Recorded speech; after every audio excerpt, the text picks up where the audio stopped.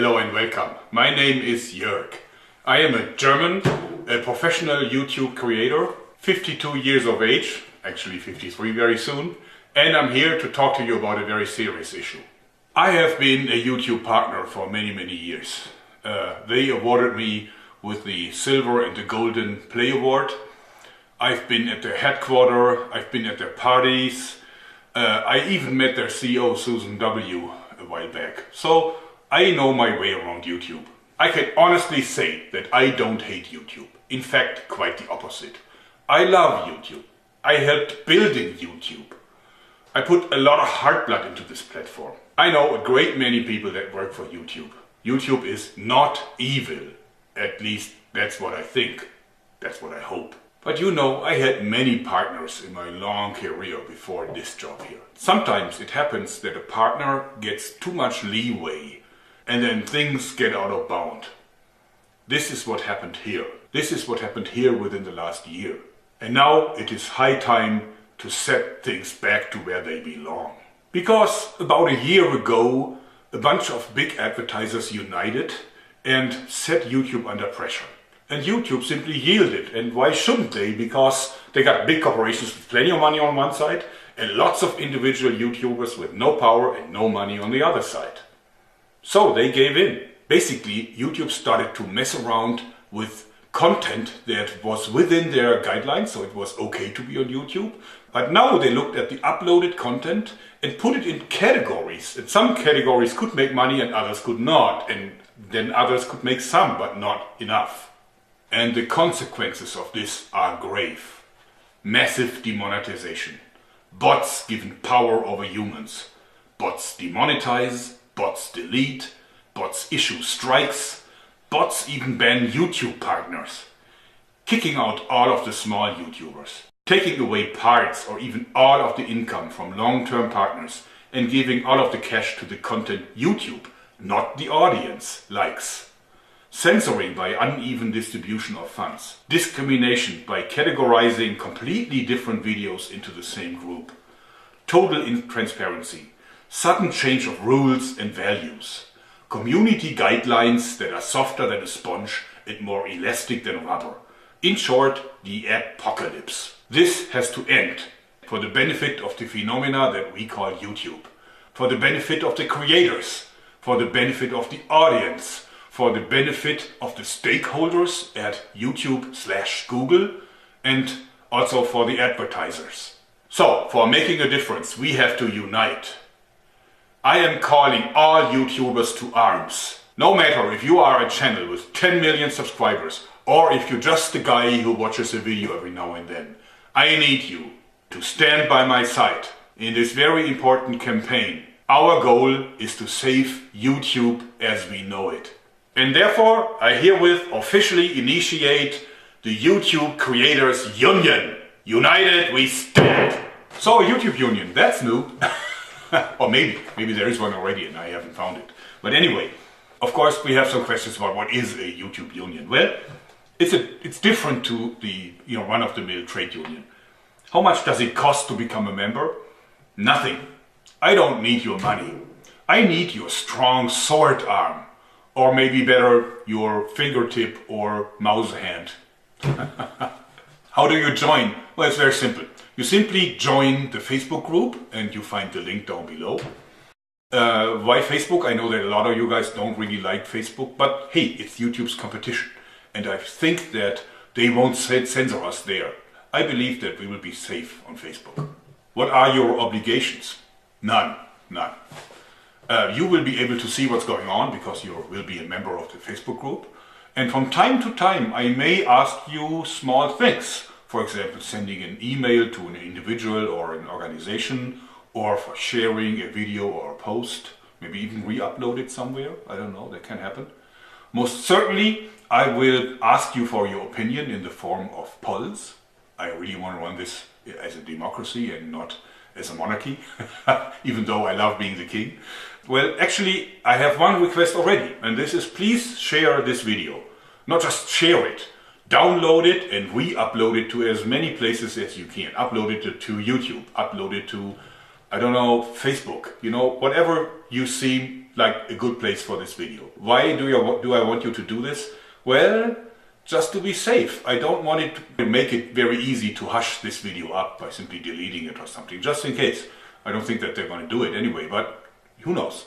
So, I haven't monetized this video and I haven't included it into my content ID. This means you are free to copy it, you can edit it, you can use a part of it, you could use your own comments with it. Just do with it what you want. I don't care. So that's my request, and of course you don't have to follow it. You know, as I said, no obligations. You may or may not do it. The YouTubers Union is entirely voluntary. So this means you can join and you can leave at any time. You do what you please. I just think that we have a common goal and therefore we don't need stupid rules. Alright, now let's talk about my demands. Directed at YouTube's management, of course. And of course this is just for starters. I mean, we will discuss this in the Facebook group. Certainly, but we have to start somewhere. But let's develop this together. But here is my points. First of all, bring back monetization for smaller channels. I mean, in my book, you know, we need to have fair chances and we need to have a fair expression of opinions. And therefore, bring them back. It was unfair to cut them out of the monetization system, even if they weren't making a lot of money. They were hoping to make more money. How can you take away people's hope? So stop that. Yeah, stop it. Stop it and remonetize these channels. Stop letting bots decide whether or not you delete a partner's channel. You can't seriously do this. These are verified partners. They have been working with you for years. And just because some people file complaints for whatever reason, your bots have the power to delete them. That can't be. I want you to have a human calling up a partner that you're planning to delete and discussing this with him beforehand. Do you have any idea about what happens when on a Friday noon, when nobody is at work at YouTube anymore, a bot closes down a channel that is the sole source of income of a YouTube creator? You know, this guy will be in the most dire straits, and that's because of you. You are responsible for this. Stop it. Open up communication between your censors, what you call content or content department or whatever, and the creators. It's not acceptable that we have to communicate through automized messages or maybe through our partner managers who really have nothing to say, you know, good people, but no influence in the organization really. If you are in a position to judge about our videos, then come out of your hiding and talk to us about it. I mean, that happens with a rating for a movie, for a Hollywood movie. It's an ongoing discussion. You know, tell us what you don't want. Maybe we do some editing and then it's okay. But be approachable. Just don't hide, okay? But you know what? Stop demonetization as a whole. Get rid of it. You know, go back to old times. We don't need demonetization.